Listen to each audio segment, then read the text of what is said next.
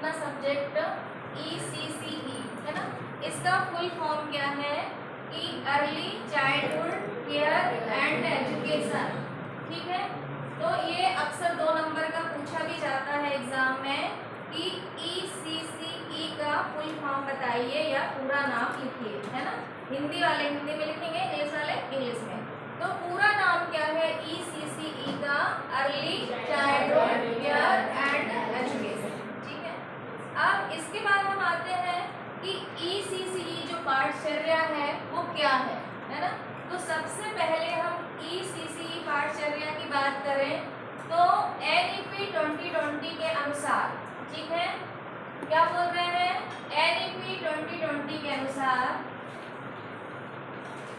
NEP 2020 क्या है? ये है नई शिक्षा नीति, यानी कि नेशनल एजुकेशन पॉलिसी,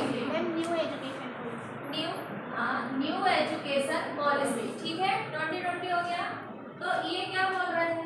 सबसे पहले जब आंगनबाड़ी केंद्र आया था 1975 या 74 के लगभग, उस टाइम पे इन्होंने क्या एज रखी थी बच्चे की? 0 से 6 वर्ष। ठीक है, पहले क्या एज थी? पहले क्या था? 0 से 6 वर्ष। अब इसके अनुसार एज क्या है? 0 से 8 वर्ष, 0 से 8 वर्ष। और इसके बाद फिर जो स्कूल शिक्षा में जाएगी, मतलब स्कूलों में जो प्रवेश की क्रिया है वो कहाँ से है? 3 से 8 वर्ष। तो ये तो हो गया हमारा बेसिक। तो ये चीजें वस्तुनिष्ठ में भी आती है, वस्तुनिष्ठ क्वेश्चन। ये पूरी इकाई आपकी, यानी कि मान लो ये यूनिट 1 है ना, थोड़ा सा ध्यान से देखें। जैसे आपकी यूनिट 1 देख रहे हो, है ना। अब ये यूनिट 1 है तो ये कितने नंबर की आती है? 20 नंबर। ठीक है, 20 नंबर की आपकी यूनिट 1 है। तो मैं आपको क्वेश्चन 1 क्लियर करने को, लेकिन उसमें बहुत सारे आपको प्रश्न मिल रहे हैं, वस्तुनिष्ठ क्वेश्चन भी मिल रहे हैं, अति लघु उत्तरीय भी मिल रहा है और लघु उत्तरीय भी मिल रहे हैं। ठीक है, कैसे? तो देखो यहाँ पे जैसे मैंने बोला था कि पहले जब आंगनबाड़ी केंद्र हुआ करते थे उस टाइम बालक की एज कितनी रखी गई थी? 0 से 6 वर्ष। फिर नई शिक्षा नीति 2020 आई, है ना। उन्होंने और जागरूकता बढ़ाने के लिए, शिक्षा में और गुणवत्ता लाने के लिए, बच्चों की नींव मजबूत हो, उसके लिए उन्होंने कितनी एज रख दी? 0 से 8 वर्ष। और पढ़ने के एज जो बच्चे जाएंगे प्री प्राइमरी में या प्राइमरी में, तो उसकी एज कितनी रख दी? 3 से 8 वर्ष, यानी कि प्री प्राइमरी से लेकर दूसरी कक्षा तक। ठीक है, ये इतना यहाँ पे क्लियर हो गया अपना। अब ये बेसिक था, ये वस्तुनिष्ठ भी पूछे जा सकते हैं, अति लघु उत्तरीय भी। फिर हम आए यहाँ पे कि बालक का पूर्ण विकास। जैसे अपन ने कल बात की थी कि बालक के पूर्ण विकास की, तो बालक के पूर्ण विकास से संबंधित क्या क्या चीजें हो सकती हैं? शारीरिक विकास था, है ना, शारीरिक विकास, मानसिक विकास, शारीरिक, मानसिक, सामाजिक विकास, सामाजिक, सामाजिक, भावात्मक,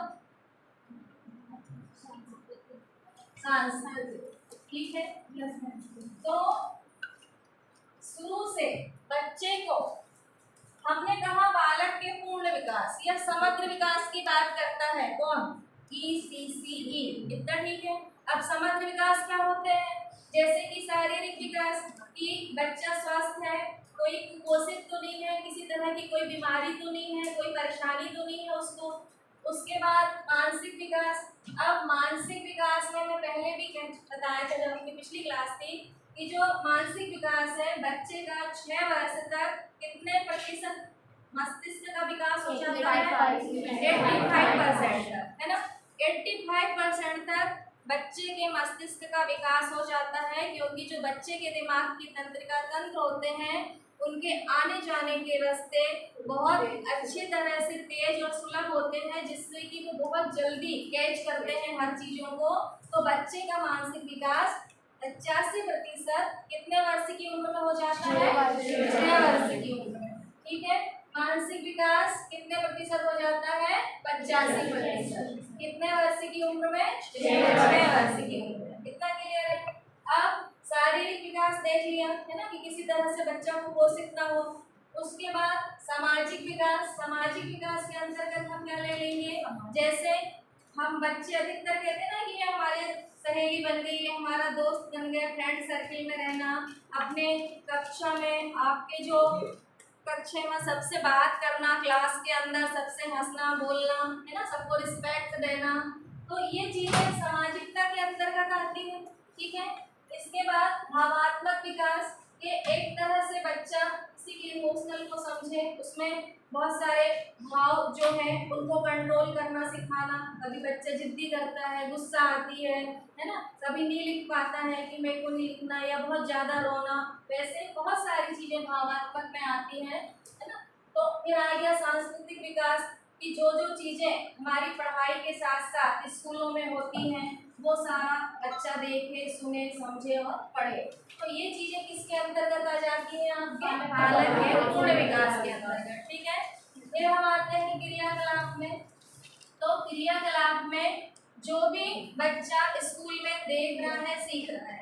आपने एक चीज देखी होगी कि क्या आप घर की 4 दीवारों के अंदर इतना अच्छा सीख सकते हो जितना बाहर जाकर खुद अनुभव करते हो, खुद सीखते हो, खुद देखते हो।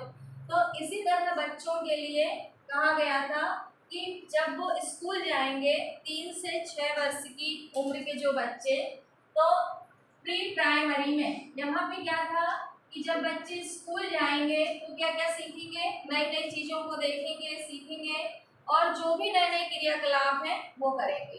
ठीक है। इसके बाद प्रारंभिक स्तर के बच्चे खेल खेल में सीखेंगे। तो प्रारंभिक स्तर के बच्चे खेल खेल में कैसे सीखेंगे, अब प्रारंभिक स्तर के बच्चे में कौन कौन से बच्चे आ गए आपके, हम प्री प्राइमरी की बात करें तो कौन कौन से बच्चे आ गए इसमें, नर्सरी,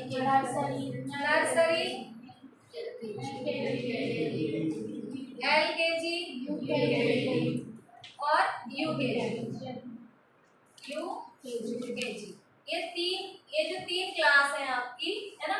तो इधर देख रहे हैं सब, ये जो प्रारंभिक स्तर के बच्चे हैं, जो प्री प्राइमरी कहते हैं, हम पूर्व प्राथमिक कहते हैं, तो वो कौन कौन से बच्चे हो गए आपके, नर्सरी, LKG, UKG। तो इनकी उम्र कितनी होगी, 0 से कितनी होगी, 3 से 6 है ना। कितनी उम्र है यहाँ पे, 3, 4, 5, इतना ठीक है। 3 वर्ष का बच्चा नर्सरी में, LKG 4 वर्ष में और UKG 5। इतना क्लियर हो गया सबको है ना। फिर इसके बाद इसी में फिर आगे और आएगी एक और कौन सी आएगी, प्राथमिक। हमने लिख लो, लिखते चलो, नहीं बन रहा है तो हमने बात की किसकी, पूर्व प्राथमिक की। पूर्व प्राथमिक में कितने बच्चे आए, नर्सरी 3 साल, LKG 4 साल और तो इन बच्चों को अब इन बच्चों की जो क्रियाकलाप क्रियाविधि है इनको कैसे सिखाया जाता है, इनको खेल खेल में सिखाते हैं, प्रकृति के अनुसार जो भी चीजें हैं, ड्राइंग बना के सिखाना, हाथ पकड़ के लिखवाना, बोल बोल के पढ़ाना। और इनकी स्कूलों में क्रियाकलाप कुछ देखे होंगे आपने कि स्कूलों में दीवारों में सीढ़ियों में लिखा रहता है बहुत कुछ, कविता, कहानी, कुछ थॉट, कुछ विचार, कुछ इस तरह से। तो बच्चे आते जाते देखते जाते हैं, पढ़ते सुनते जाते हैं और उनके जो टीचर होते हैं वो भी बहुत एक्टिव होते हैं, उनको खेल खेल में पढ़ाना सिखाना। आजकल डिजिटल बोर्ड के माध्यम से भी फिल्म दिखाकर, कार्टून दिखाकर, कुछ किताबों में बहुत सारे चित्र, कार्टून, रंगीन कलरफुल चित्र होते हैं, उसके अनुसार पढ़ाया जाता है। तो ये सब नर्सरी, LKG, UKG के बच्चों के क्या है, क्रियाकलाप, उसके अनुसार बच्चा सीखता है ना। अब अपना बच्चा प्राथमिक स्तर, तो प्राथमिक स्तर के बच्चे में कौन कौन से बच्चे आ गए, प्राथमिक वाले, फर्स्ट और सेकंड, यानी कि पहली और दूसरी, ये बच्चे हैं। तो इनकी एज कितनी हो गई, 6 और 7 है ना, और 6 से ये 7। अगर सेकंड क्लास तक 8 साल के अंदर बच्चा दूसरी क्लास पास कर लेगा। ठीक है। तो बच्चे की एज हो गई 8 साल, कुल मिला के बच्चे की एज कितनी हो गई, 7 या 8 साल। ठीक है। तो ये हो गए उसके प्रारंभिक स्तर के। अब यहाँ पे तो उसने एक बुनियादी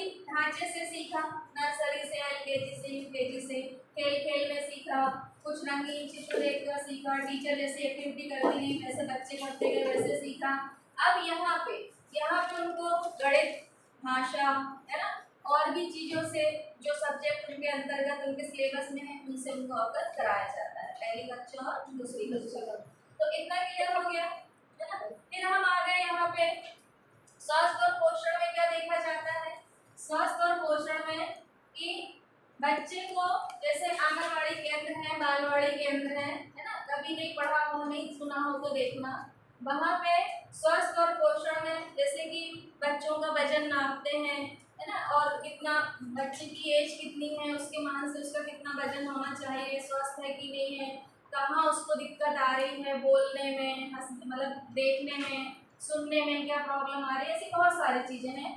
तो स्वास्थ्य केंद्र होते हैं, वहाँ पे उन बच्चों को पूर्ण रूप से सारी चीज़ें प्रोवाइड करवाई जाती है, उनकी देख रेख की जाती है। इसके बाद आपका ये सुना होगा जैसे आंगनवाड़ी हो गया, बाल वाटिका है ना, और प्ले स्कूल है, और भी आपके जो नर्सरी से स्टार्ट करें तो नर्सरी में जो स्कूलें हैं, तो एक शासन के द्वारा ये जो स्वास्थ्य पोषण की चीज़ें हैं वो आंगनबाड़ी, बाल वाटिका में यहाँ पे दी जाती हैं, बच्चे को भी और माँओं को भी, मतलब उनके जो बच्चों की माँ है उनको भी समय समय पे टीकाकरण किया जाता है कि 5 महीने में कौन सा टीका लगेगा, हर इतने साल में कितना टीका लगेगा बच्चे की आयु के मान से। उसी तरह माँओं के स्वास्थ्य का भी ध्यान रखा जाता है।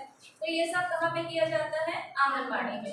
एक सप्ताह भर के पूरे आपको एक सप्ताह का पूरा चार्ट रहता है पोषण वाला, वो आंगनबाड़ी में सोमवार से लेकर जो भी उनका समय तय हो शनिवार तक वहाँ पे पोषण की सारी चीज़ें बच्चे को और माँ को सारी चीज़ें दी जाती हैं, प्लस समय समय पे कौन से टीका लगेंगे, कौन कौन सी शासन में चीज़ें प्रोवाइड करवाई हैं स्वस्थ रहने के लिए, वो सारी चीज़ें आंगनबाड़ी कार्यकर्ता जो है वो सब करते हैं। तो इसी तरह से क्या हुआ कि जब ECC आई तो बहुत सारे लोगों को रोजगार भी मिला। अब रोजगार कैसे मिला, आपने सुना होगा आंगनबाड़ी कार्यकर्ता, है ना, बाल वाटिका कार्यकर्ता, फिर आपने सुना होगा आशा कार्यकर्ता, सुना है कि नहीं सभी ने। तो ये सब लोग इसी तरह के काम करते हैं कि घर घर जाके पूछते हैं, नाम लिखते हैं कि कौन बच्चा कुपोषित है, स्वस्थ है या क्या परेशानी है, उनकी माँओं को किसी तरह के कोई रोग तो नहीं है, और यदि कोई रोग है तो उनका निवारण कैसे किया जाए, कैसे उनको स्वास्थ्य की विधि कराई जाए, या आर्थिक रूप से असमर्थ हैं तो उनको कैसी सुविधाएं प्रोवाइड की जाएं कि उनको हम हॉस्पिटल लेकर जाएं, और हॉस्पिटल में ले जाके रजिस्टर में नाम नोट करते हैं, फिर समय समय में सूचना देकर उनको दवाई वगैरह, कुछ पोषण के आहार जो भी वो दे सकते हैं उस तरह से पूरी सुविधाएं जुटाते हैं। तो ये सारी चीज़ें हमारी ECC के पाठचर्या में शामिल है। मतलब बच्चों का स्वास्थ्य से लेकर हर तरह का समग्र विकास